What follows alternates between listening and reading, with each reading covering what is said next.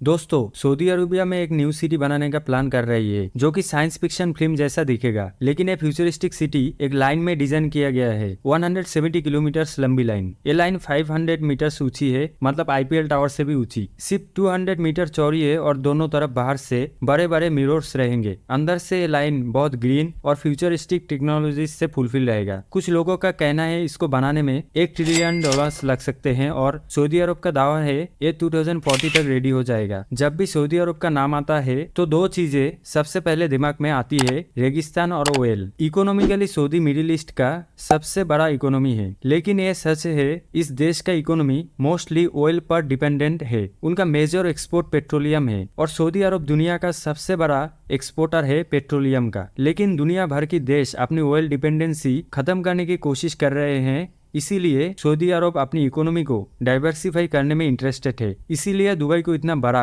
Tourism hub बनाने की कोशिश कर रही है। इसी वजह से सऊदी अरब भी अपना खुद का प्लान बनाया है, सऊदी विजन 2030।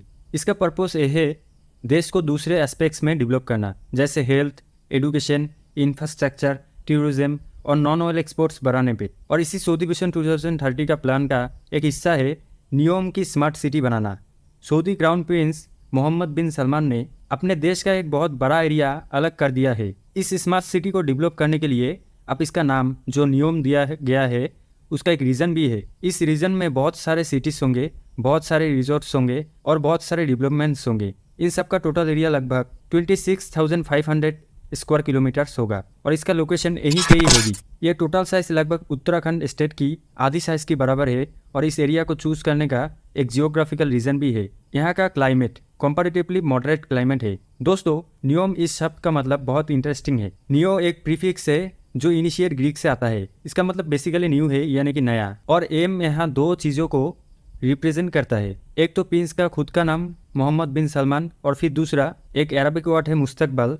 इसका पहला लेटर एम और इस वर्ड का मतलब फ्यूचर है। डेवलपर्स के हिसाब से इस नियम में 10 अलग अलग प्रोजेक्ट्स होंगे, फिर 10 अलग अलग रीजन्स की नाम रखा जाएगा। इन 10 में से 4 रीजन्स की डिटेल्स ऑलरेडी अनाउंस कर दिए गए हैं। पहला N oxygen ship floating pool, जिसे नेक्स्ट जनरेशन का एक इंडस्ट्रियल सेंटर बनाया जाएगा। दूसरा ट्रोजेना, इसका ओपनिंग बताया गया है 2026, आज से 3 साल बाद, और इस एरिया को एशियन विंटर गेम्स 2029 होस्ट करने का भी मौका मिला है। ये सऊदी अरब की सबसे ऊंची बर्फ वाले हिल्स पर होगा, लेकिन फिर भी बताया गया है यहाँ जो बर्फ यूज होगी वो रियल नहीं होगा, क्योंकि नेचुरली यहाँ इतनी बर्फ नहीं पड़ती। तीसरा है सिंदाला, एक लग्जरी रिसोर्ट कॉम्प्लेक्स। यहाँ 2400 लोग रह सकेंगे। ये 8400 लग्जरी आइसलैंड स्क्वायर मीटर्स में फैला हुआ होगा और यहाँ बहुत सारी चीजें करने को मिलेगी। ये नई प्रोजेक्ट का पहला हिस्सा होगा जिसका ओपनिंग डेट नेक्स्ट ईयर 2024 बताया जा रहा है। फिर आता है हमारा चौथा और सबसे अनबिलीवेबल प्रोजेक्ट द लाइन, जो जनवरी की 10 तारीख 2021 को अनाउंस हुआ था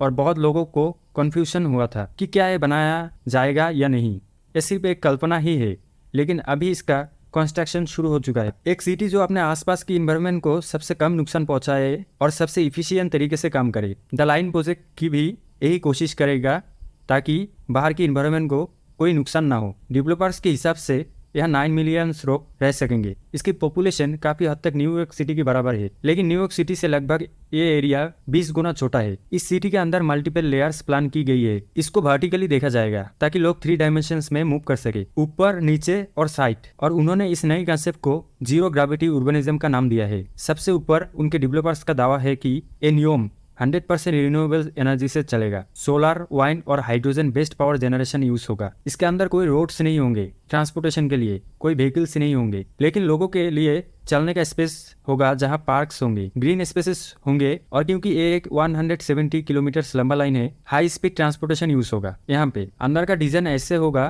कि लाइन को इन से इन तक कनेक्ट करे। वो कहते हैं कि सब कुछ 5 मिनट चलने की दूरी पर अवेलेबल होगा। क्लाइमेट कंट्रोल भी अंदर किया जाएगा ताकि ये कांस्टेंट क्लाइमेट मेंटेन हो। एक नियोम बाई एयरपोर्ट बनाया जाएगा जिसका लोकेशन ऐसी होगी जो दुनिया की 40% चीजों से सिर्फ 6 घंटे की दूर पर होगा। सऊदी अरब का लोकेशन यूरोप, एशिया और अफ्रीका के बीच में है। इस सिटी में आर्टिफिशियल इंटेलिजेंस का यूज होगा जो डेटा कलेक्ट करेगा और सबको पर्सनल तरीके से सर्व करेगा। लेकिन इसका एक खतरा भी है कि आपको ट्रैक किया जाएगा और एड्स और प्रोडक्ट्स बेचे जाएंगे जो हम लोगों के साथ इंटरनेट पे होती है। इस लाइन प्रोजेक्ट को पूरा करना एक बड़ी चैलेंज है। एक और बड़ी प्रॉब्लम आती है टेक्नोलॉजी से रिलेटेड। अगर लाइन जैसा प्रोजेक्ट रियल में बनाना है तो बहुत सारी ऐसी टेक्नोलॉजीज यूज होगी यहाँ पे जो रियल में एग्जिस्ट नहीं करती है। जैसे उनका ट्रांसपोर्टेशन सिस्टम, उनके डेवलपर्स ने कहा था कि हाई स्पीड ट्रांसपोर्टेशन का नेटवर्क होगा। उन्होंने नहीं बताया कि ये ट्रेन होगी या मेट्रो, लेकिन उन्होंने कहा कि इस 170 किलोमीटर की लाइन में ये सिस्टम और स्ट्रक्चर में एक इन से दूसरे इन तक पहुंचने में सिर्फ 20 मिनट्स लगेगा। ये मतलब है